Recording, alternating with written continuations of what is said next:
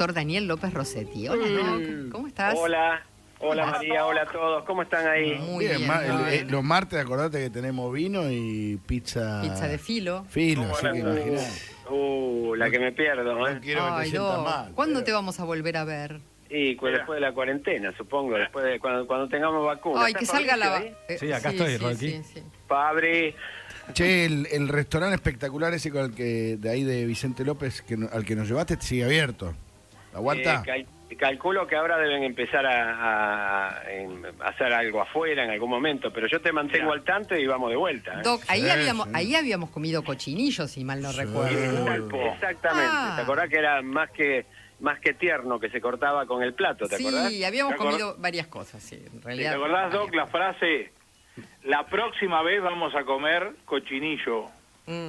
¿Y por qué esperar hasta la próxima vez? ¡Cierto! Y ahí vino Y el cochinillo. Habíamos terminado de cenar, estábamos por el café.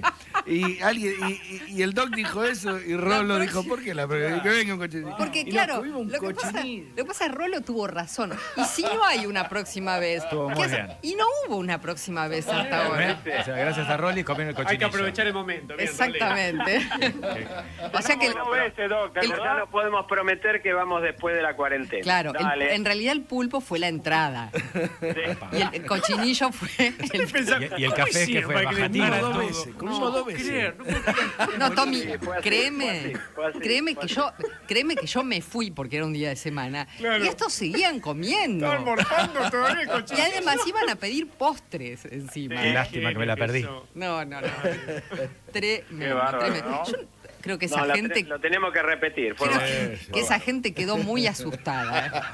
Sí, quedó preocupada, quedó preocupada. Esto era en Vicente López, exactamente. Vicente López. Vicente sí, López. Vicente López. Cerquita Es la de- Vicente López. cerquita- Restaurante y Decí cómo se panadería. llama, dale, pasales el chivo, ya que estamos Claro. pobres. Es la Vicente López, está Sí. en Claro. Maipú, a 4 o 5 cuadras de General Paz. Y tienen Qué bien se otra come, ¿eh? frente a la estación Vicente López y al lado de la panadería. Es una panadería centenaria. Dios mío, bueno, quedó esa gente, no daba crédito de lo que veía. Qué bárbaro. Tremendo, bueno.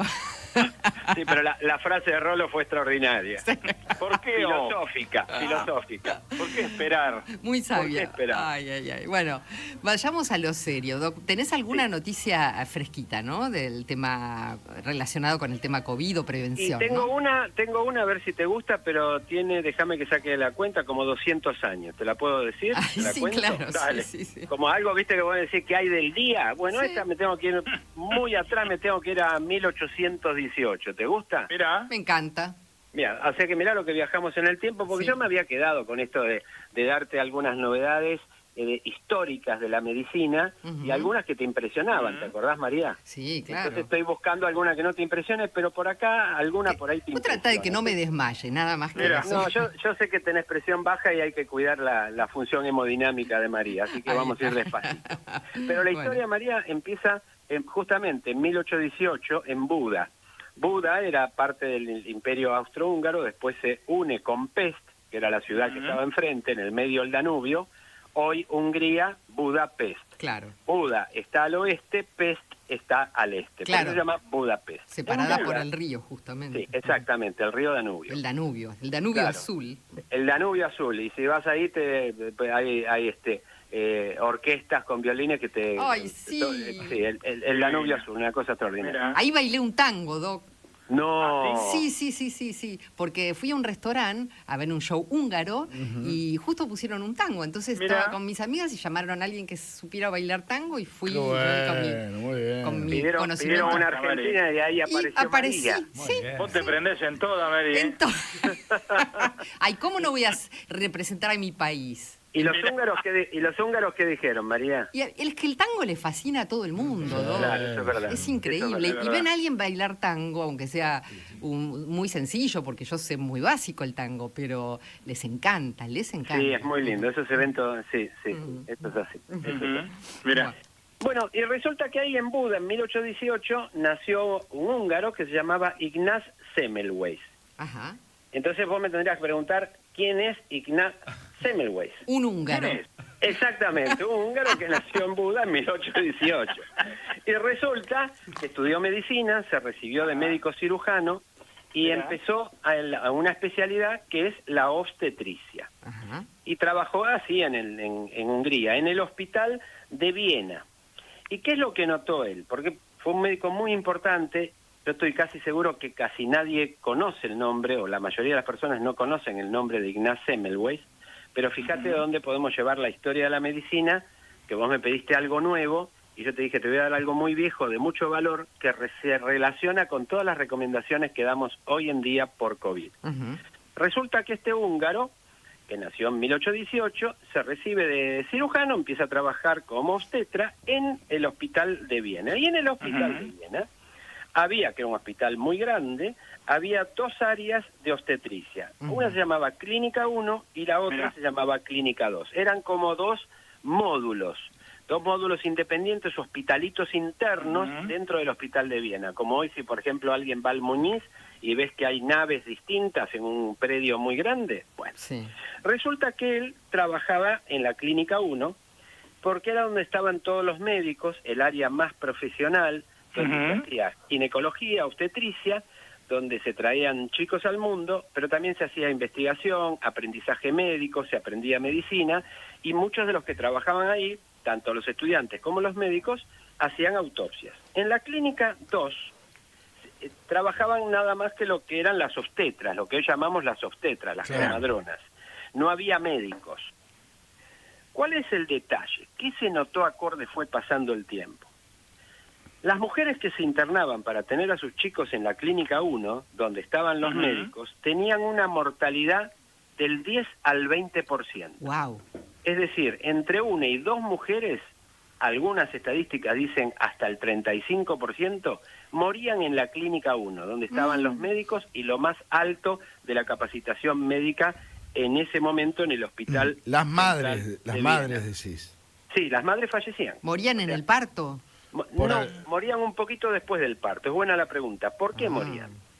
Morían porque se infectaban. Claro. Tenían infecciones que se convertían en sepsis. Sepsis es cuando la infección va a todo el organismo, un cuadro séptico. La persona termina teniendo un shock séptico y lo que se llama un fallo multiparenquimatoso. Quiere decir que al mismo tiempo fallan un montón de órganos, obviamente órganos vitales, entre ellos el corazón, el riñón, la función hepática, y bueno, el fallecimiento era muy alto, y eso se llama fiebre puerperal, que es la infección después del parto con una evolución a una infección corporal generalizada. Mientras que en la Clínica 2, donde no estaban todos los médicos ni los estudiantes de medicina, la mortalidad era muy baja.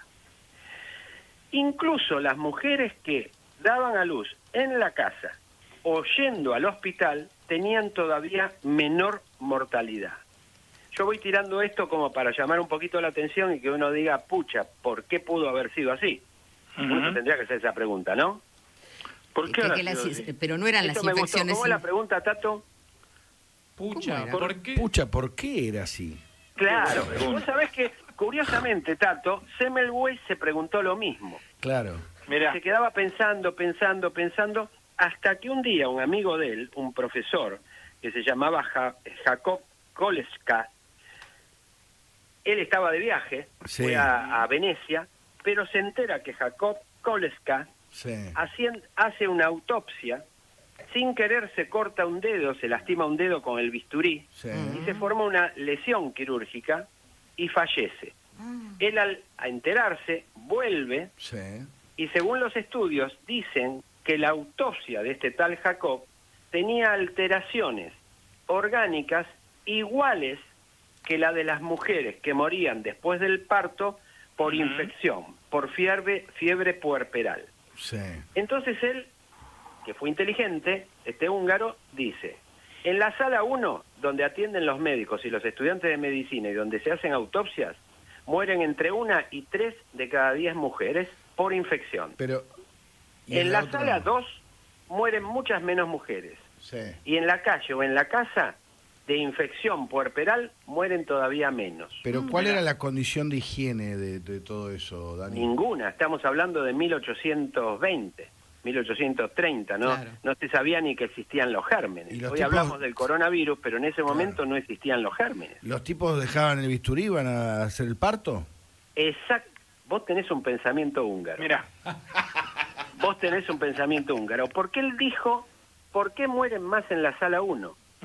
Claro, todos los médicos que hacían autopsias, igual que el caso de su amigo Jacob, venían de la sala de autopsias con las manos con olor a lo que se llamaba olor cadavérico. Ay, no. Vos, María, taparte. Anda a comprarla para ti.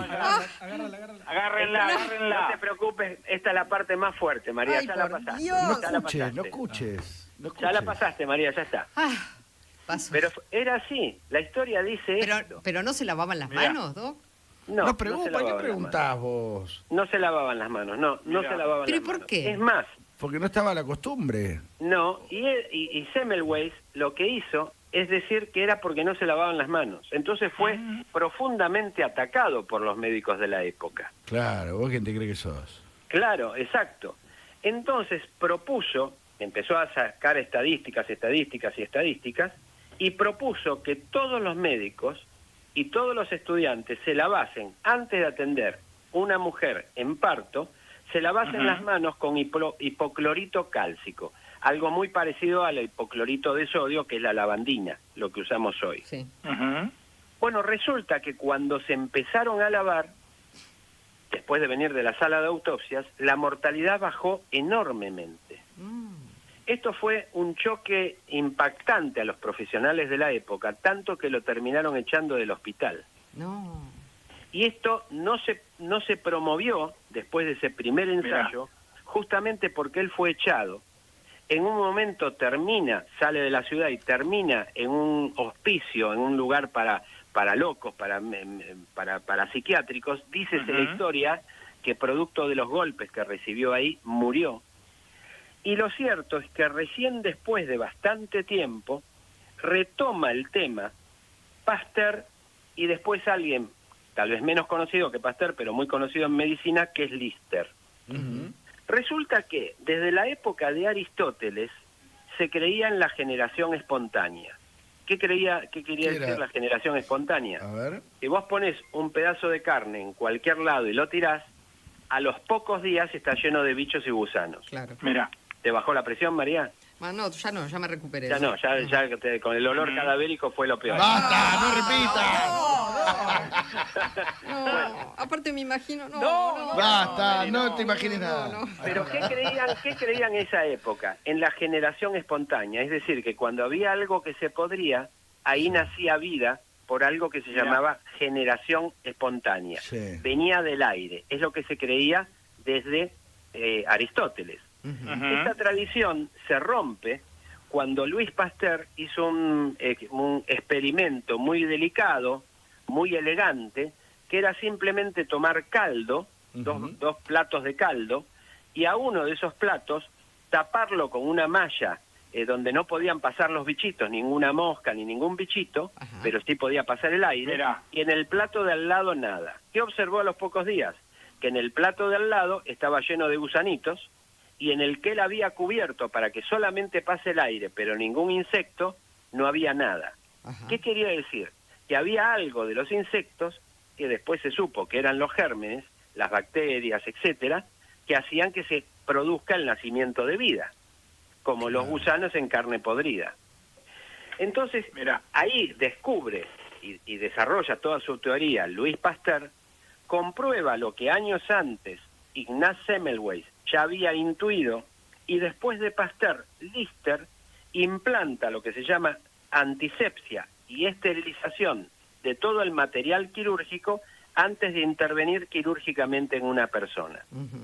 Con lo cual la mortalidad quirúrgica bajó enormemente, y por eso hoy vos ves que en un quirófano todos los médicos están con bata, con camisolín, con barbijo, con gorro, con guantes, y que todo el instrumental quirúrgico, María, viene de esterilizarse en un aparato a alta temperatura, en una autoclave, y todo lo que está ahí es estéril. Cuando un cirujano utiliza un barbijo en una operación, vos suponete hay un paciente que se está operando y tiene el vientre abierto. ¿Por qué el barbijo, por qué el cirujano tiene barbijo? No tiene el barbijo para protegerse él. Tiene barbijo para que al hablar sus gérmenes de la boca no vayan al campo quirúrgico del paciente y este no se infecte. Que es exactamente lo mismo, para lo cual hoy no el cirujano, sino toda la gente en todo el mundo usa el barbijo para no infectar por coronavirus y producir COVID al de enfrente. Claro. Esta es toda la vuelta. Fíjate que Lister, y con esto voy cerrando, la historia es Ignaz Semmelweis, con lo que te comenté de la Clínica 1, Clínica 2 y lo que le pasó. Sí. Pasteur, que después comprueba que la vida viene de otra vida, es decir, de otro ser vivo, y derrumba con eso la teoría de la generación espontánea de la vida desde la época de Aristóteles. Y Lister instaura la antisepsia, que es limpiar bien todo y esterilizar todo con temperatura, el equipo médico antes de operar.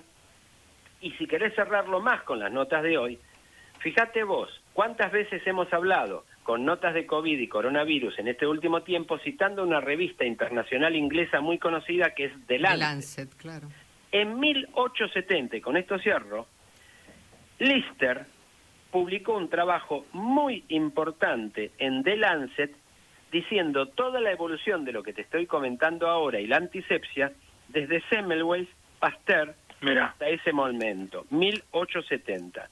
Como diría Tato, el cierre de esta columna es que lavarse las manos para evitar enfermedades y muertes en realidad nació y tiene su principio en 1850 con el húngaro Ignaz Semmelweis.